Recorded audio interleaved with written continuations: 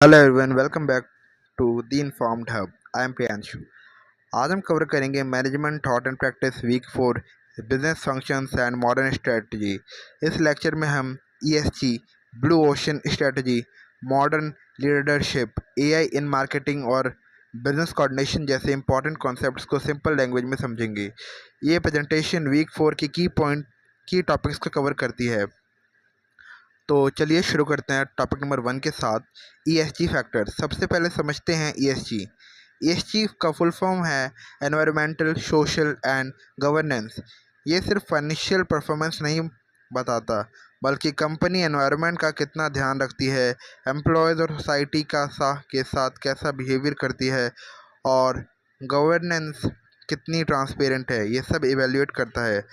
आज के इन्वेस्टर्स भी इन्वेस्टमेंट से पहले ईएसजी स्कोर को कंसीडर करते हैं। तो चलते हैं अब अपने topic number 2, modern leadership roles.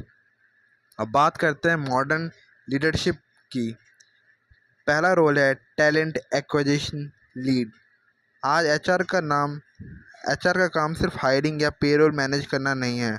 उनका ऑब्जेक्टिव फ्यूचर के लिए स्किल्ड वर्कफोर्स डेवलप करना होता है।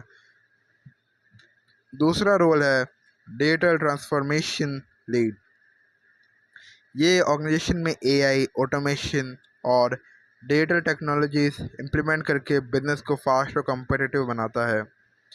Topic number 5, blue ocean strategy. Blue ocean strategy का मतलब है कंपटीशन से लड़ने के बजाय एक नया मार्केट क्रिएट करना। इस स्ट्रेटजी में कंपनी यूनिक प्रोडक्ट्स या सर्विसेज लॉन्च करती है जहां कंपटीशन बहुत कम या बिल्कुल नहीं होता। इसके अपोजिट को रेड ओशन स्ट्रेटजी कहते हैं, जहां कंपनी सब सेम कस्टमर के लिए अग्रेसिव कंपटीशन करती है सेम कस्टमर्स के लिए अग्रेसिव कंपटीशन करती है। तो चलते हैं अपने टॉपिक नंबर 4 की तरफ, इंटरडिपेंडेंस एंड कोऑर्डिनेशन। बिजनेस के डिफरेंट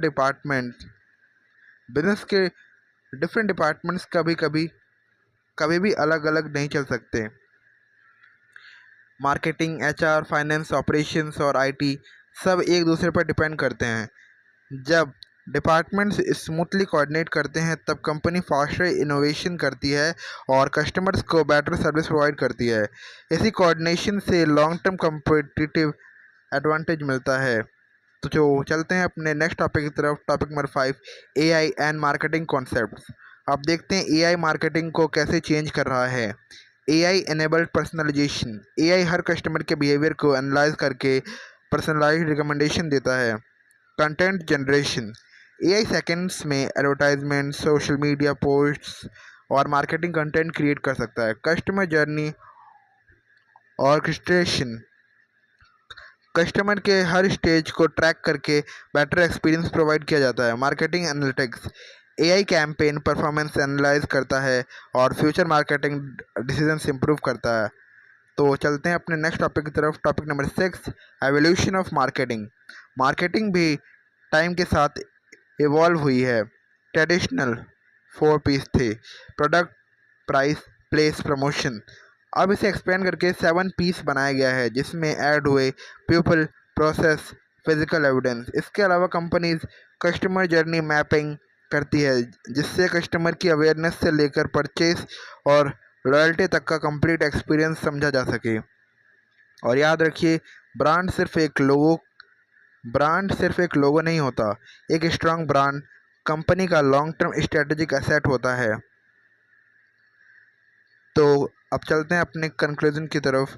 तो आज हमने सीखा ESG factors, modern leadership roles, blue ocean strategy, interdependence and coordination, AI in marketing, evolve